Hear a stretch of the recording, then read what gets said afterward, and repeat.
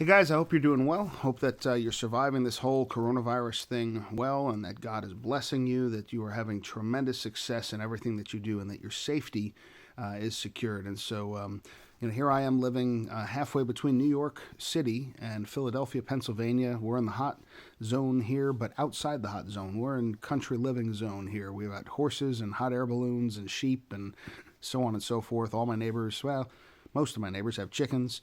And yet we're under the same lockdown as New York City and some of the more highly populated areas of New Jersey and Pennsylvania.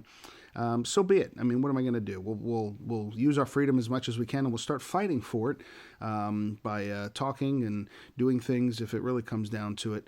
But that's not the point of this. The point of this, and I'll get to why I said that at the end here, but the point of this is I wanted to read something to you by Ravi Zacharias. Ravi passed away yesterday, May 19th. 2020.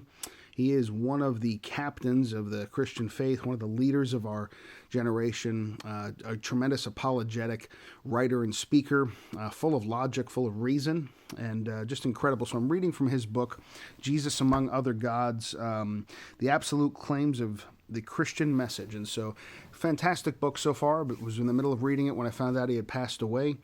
It's a day later now, May 20th, and I just read this paragraph that I thought was really stirring and powerful, and I wanted to read it to you and maybe discuss it just a little bit. It says this: "The words of Jesus are a stirring reminder to all of us that the pride of birth, carried to an extreme, can be a vortex that sucks us into destructive ways of thinking and living. The rising voice of nationalism has unleashed horrors too numerous to mention. In years of travel, I've been to many places in the world where people think they are superior because of their culture, places like China, the Middle East, Europe, and America. One way or the other, we all think we are the center of the universe because of our place in life. We had absolutely nothing to do with our birth. Jesus did, and he chose a most unlikely city to call home. We'll get to that in a second.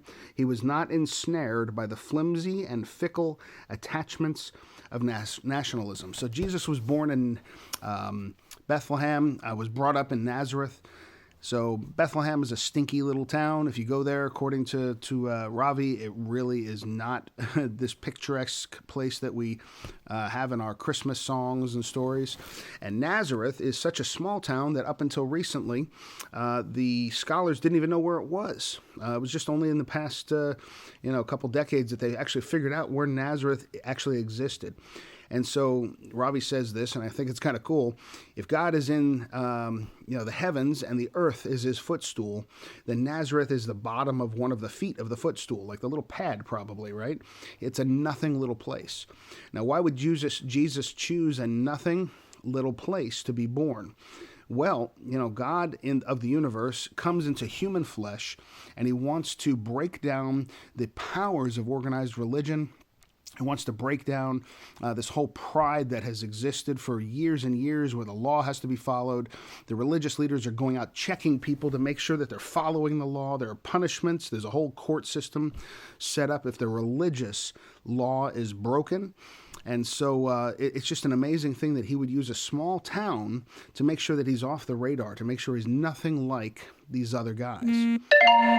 Ding dong. Love that noise. So, just think of this for just a minute, right? If our nationalism, if our skin color, if our economic status, if anything we have is placed at a higher plane than our allegiance to Jesus and the kingdom of God, it's an idol, right? I'll say that again. If our nationalism, our culture, our skin color, our economic status is placed in a higher place than our allegiance to Jesus or the kingdom of God, it is an idol. Okay? So now I live in one of the most affluent places in the world, one of the, I believe, the top 6 affluent places in the United States, county-wise. I didn't choose to move here because of that. I moved from a very similar place. I've been brought up in a very similar place for the majority of my life. And what does that mean? It means that I have a tremendous responsibility to take every last thing that I have and appropriately invest it and multiply it and use it. How do I do that? I do that by being as successful successful as I possibly can, but using that success to influence people to the kingdom of God, helping the poor, especially for my calling over in Ghana, West Africa, for doing what I can to take care of people, to take care of families, to do the right thing for the kingdom of God. Well, we're supposed to do the same with our nationalism. We're supposed to do the same with, again, our culture, skin color, all those things. Any influence that we have in this world had better be aligned with the kingdom of God and used to further the kingdom of God. Because if it's not, it's either a waste of time or it's actually something that's taking away from our mission. In 1 Corinthians, it talks about what happens when we stand before the judgment seat of Christ. So we bypass the judgment seat of the Father, of God, if you will, of condemnation, if you will. If your name's not in the book, you go poof off to, hell. The judgment seat of Christ is completely different. He takes every last thing that we have. He separates it into gold, silver, precious jewels, and wood, hay, and stubble, and he puts it through a fire. And the gold, silver, and precious jewels come out the other side, and they're just fine. The wood, hay, and stubble burn up and disappear. Well, anything that we do that is not kingdom-oriented as a Christ follower burns up. And I don't know about you, I don't want my life to burn up. I don't want to find out that I did everything for nothing in this world, that my only reward was what I already experienced in that tiny little speck of time which I'm living right now. I want eternity to be where my reward is, so I'm going to have a very smart investment strategy for everything that God has given me if I have my way. And doing my best, right? Pray for me that I do it better. I hope that you hear that message as well, that you don't take your nationalism, whether you be American, Canadian, Chilean, Ghanaian, I don't care where you're from. Make sure that that is not above your allegiance to Jesus and the kingdom. And please, by all means, do your best to apply that to your culture, which includes your skin color, which includes your financial status, all those things. Everything that we have should be bowed down and thrown at the feet of Jesus, offered to him as a sacrifice and as an investment in the future.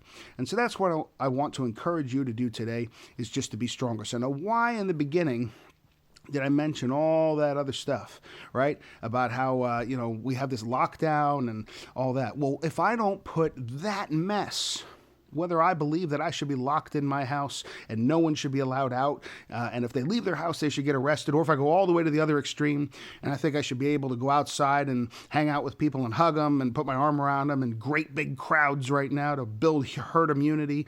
I don't care which side of the opinion, fence you're on.